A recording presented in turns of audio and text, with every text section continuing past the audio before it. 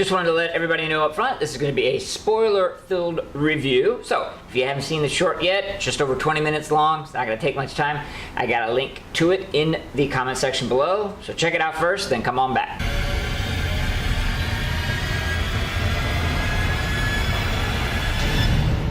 All right, you're here, we've seen it, so let's dig right on in. Basically, this is the third of the short films from the Oats Studio collection, Volume 1. And this one, it basically takes place sort of in a remote Arctic base.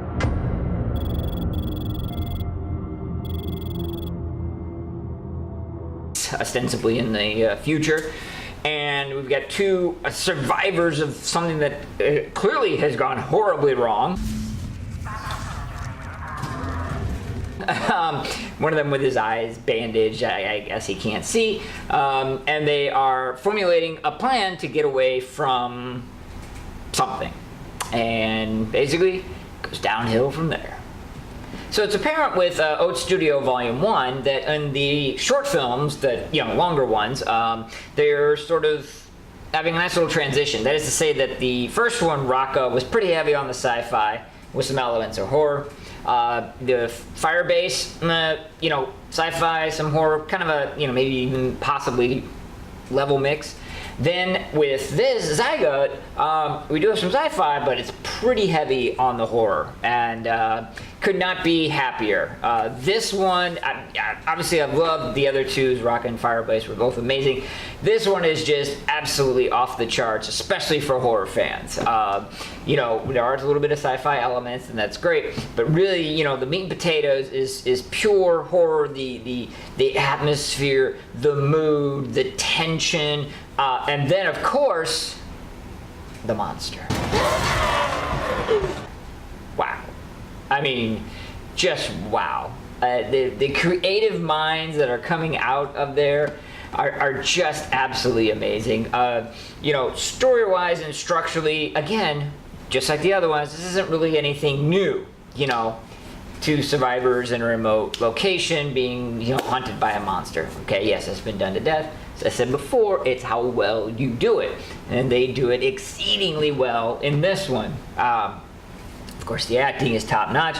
Again, Neil has this uncanny ability to network and to use his contacts and get the best talent and really put them through their paces and get them to deliver their best performances.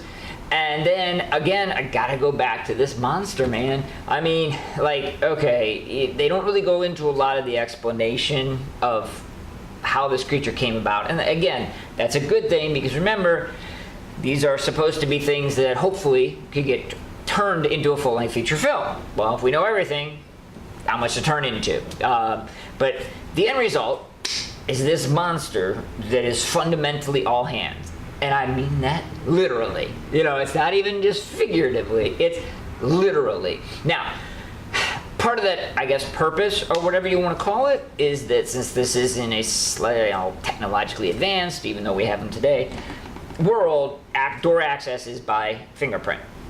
So, creature's all hands, it can go anywhere on the base, it makes it much more frightening, okay? But even, above and beyond that, as it's a piecemeal of all the individuals that have been killed, it being all hands makes it, particularly horrifying because of everything that implies and all the abilities that it may have. It maintains sort of a humaniform structure, which I guess if you're collecting human body parts somewhat makes a bit of sense. But the way it moves and the way that it operates in its environment, which is of course a special effect, but again, my credit to Neil and his team, his effects never look like effects. They just look 100% natural. This is great. And then the other thing that I guess about the monster, they're just, it's a small thing, but with me, it's the small things that make all the difference in the world. It's the attention to detail. Obviously, with the monster, they don't give you a lot of super, tight shots or long shots. That's A, the point, and B, the budget, let's be honest. However, there's one shot where the monster's coming towards them, down a hallway, I believe. And it's very brief, but you notice that the head, which of course is not a hand, but the head, if you look on the side, hands are holding the head, which to me, small touch, but absolutely brilliant, and maybe suggests a lot about the creature. Insofar as, is it lacking a spinal system? Is it lacking some kind of support for that head? You know, I mean, these are all things that kind of blur through your head very, very quickly. You don't make even maybe conscious aware of them, but it adds to your experience, you know. Again, just like the other short films, the only negatives that I would have is sort of the lack of the creativity in the story. But is that really a negative? Because, again, the old saying, man, there's only 7 scripts in all of humanity. So it's how well you do it. This done it. Wow, there goes my grammar out the window. This did it. Thank you very much. Extremely, extremely well. And, you know, honestly, of the 3, they could all be made into motion pictures. You know, obviously. This one would probably be the easiest to make. From the standpoint that they've done enough establishment of the world building to do a movie out of. I don't think it would be necessarily groundbreaking, you know. Mad scientist in a remote location create horrible monster, kills everybody, the last 2 remaining. The question of what happens to her afterwards might be something worth exploring, you know. It's been done extremely rarely, okay. But I always do like the horror movies where, you know, halfway through the movie or whatever, or the heroine or the hero survives, and now we get a whole new horror movie on their life afterwards. Always fascinating, always an option, something else. So, again, you know, mad props and kudos to Neil, the whole team. Everything that you guys have done with Oats Studio Volume 1 has been just absolutely top shelf. Zygote, as far as I'm concerned, is the absolute icing on the cake. It is absolutely wonderful and a true treat for horror fans. If you have not yet, I'm begging you, please, check it out, and begging you to support this. You know, Neil didn't make this for fun, let's be honest, okay? And yes, if he got picked up, and it made a movie, and the movie was a blockbuster, sure, everything would be paid for. But I've seen interviews with him. He's basically laid it out that these cost, you know, a few $1 million to make all these short films.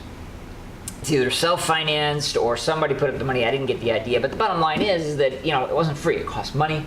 You can support it by, you know, downloading the downloadable content, et cetera, et cetera. Just any opportunity you can. And if any of these ever get made into the movie, then you desperately, desperately need to go out and support them. This is top-notch shelf, and I hope to see a lot more from Neil and Oats Studio Volume 2, 3, 4, 5, 6. Just keep them coming. As the old rhyme goes, I got Zygote, you got Zygote, we all got Zygote.